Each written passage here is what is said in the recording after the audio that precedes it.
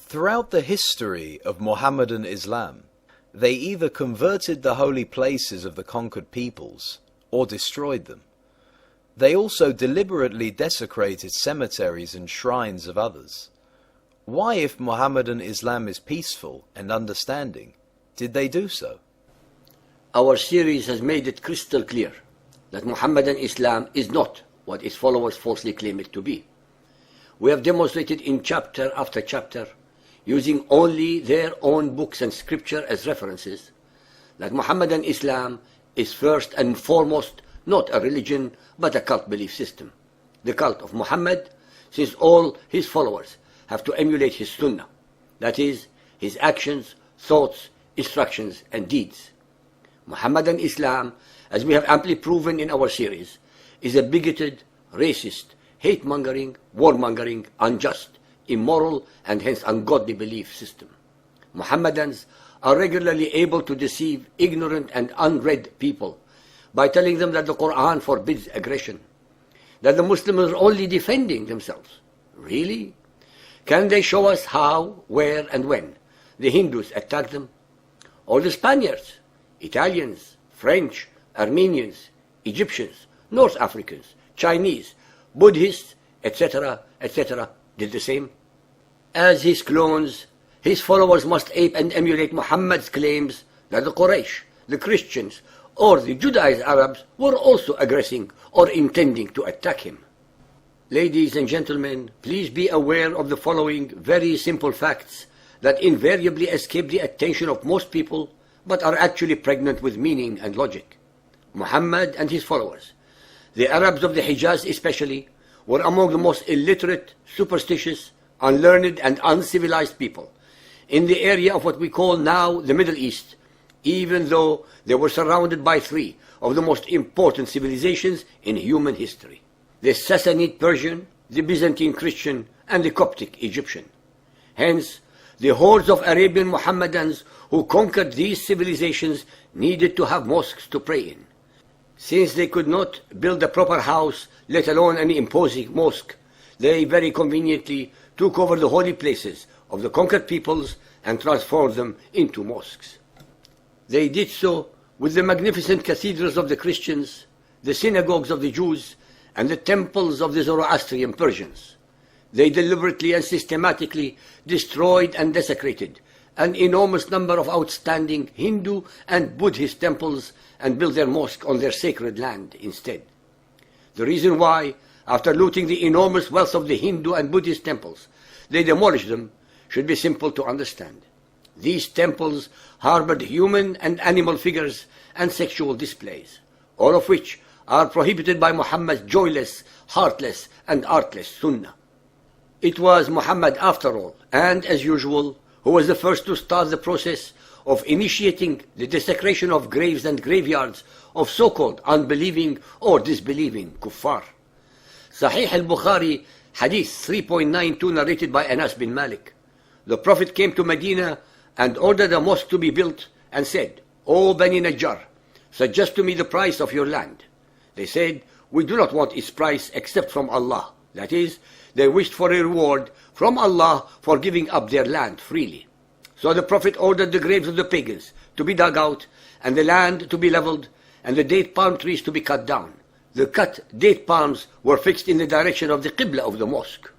So-called believers and unbelievers, I would like to point out to you that in reality, the graves of these pagans actually belong to the deceased fathers and forefathers of the now Islamized Bani Najjar.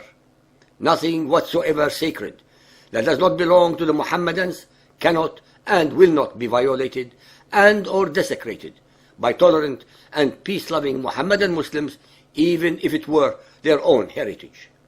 Muhammad and his Arabian hordes did so 1400 years ago, and we watch with amazement, horror and disgust the gleeful repeat performances by his hate-mongering current followers all over the world, and yet, with an obscene degree of hypocrisy, they complain if someone desecrates the leaves of a Quran.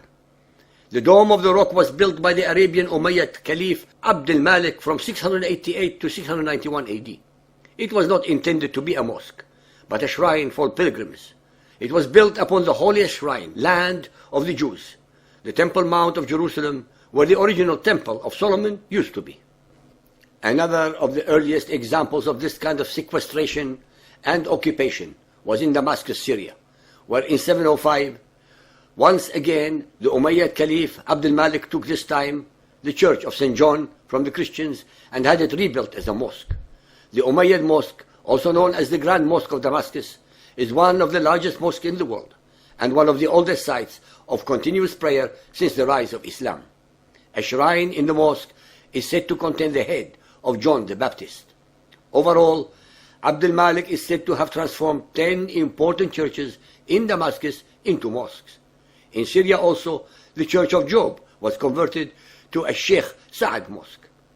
The process of turning churches into mosques was especially intensive in the villages of all the conquered lands of Christendom, with the gradual conversion of the native Christians under the oppressive and onerous jizya tax and dhimmi laws to Muhammadan Islam. During his persecution of the indigenous Christian Copts of Egypt, the Arabian Abbasid Caliph Al-Ma'mun turned many churches into mosques, both in Cairo and in the Egyptian villages, which had no mosques in the earlier generations of Muhammadan Islam. Following the same tradition, the Fatimid Caliph Al-Hakim converted numerous churches and synagogues into mosques.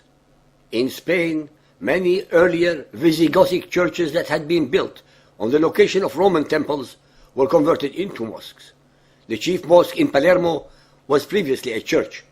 After the Crusades, several churches were again turned into mosques in the Holy Land. The Ottoman Turks converted into mosques nearly all churches, monasteries and chapels in Constantinople, including the famous St. Sophia Cathedral immediately after the capturing of the city in 1453. To make the buildings fit as mosques, the Turks destroyed the icons, plundering their precious plating in the process, and defaced the frescoes. The Ottoman Sultan, Muhammad II, was the first to perform a Muslim prayer in what had previously been the St. Sophia Cathedral. Hagia Sophia was built between 324 to 337 AD. After serving two different religions, 916 years as a church and 477 years as a mosque, in Istanbul, Turkey, it was converted into a museum on Kemal Atatürk's orders. He believed that it should be considered a world heritage and done with its service as a worshipping temple so that people could come and see it. In many instances, mosques were established on the holy places of Jewish or Christian sanctuaries associated with biblical personalities who are also recognized by Muhammad's Quran. This practice was particularly common in the Holy Land. The Caliph Omar laid the foundation of Al-Aqsa Mosque on the Temple Mount, the most sacred site in Judaism. The cave of the patriarchs in Hebron, the second most holy site in Judaism, was converted into a church during the Crusades before being turned into a mosque in 1266 and henceforth banned to Jews and Christians. In 711 AD, Cordoba, as many other Andalusian cities, was conquered by the Moors, and the Visigothic church was converted to a mosque. The large Cordoba mosque was modeled after the one in Damascus and is a real masterpiece. The surrounding neighborhood formed the heart of the city. In Istanbul, Turkey, the most astounding Byzantine church, the Hagia Sophia, constructed by the Emperor Justinian in Constantinople, was turned into the Hagia Sophia Mosque from 1453 to 1935. The Cathedral of St. John became the Hirami Ahmed Pasha Mosque in late 16th century. After the Islamic conquest of Persia, Zoroastrian fire temples with their 4 axial arch openings were usually turned into mosques simply by setting a mihrab, a prayer niche, on the place of the arch nearest to the Qibla, the direction of Mecca. This practice is described by numerous Muhammadan sources. Zoroastrian temples converted into mosques in such a manner could be found in Bukhara as well as in other Iranian cities.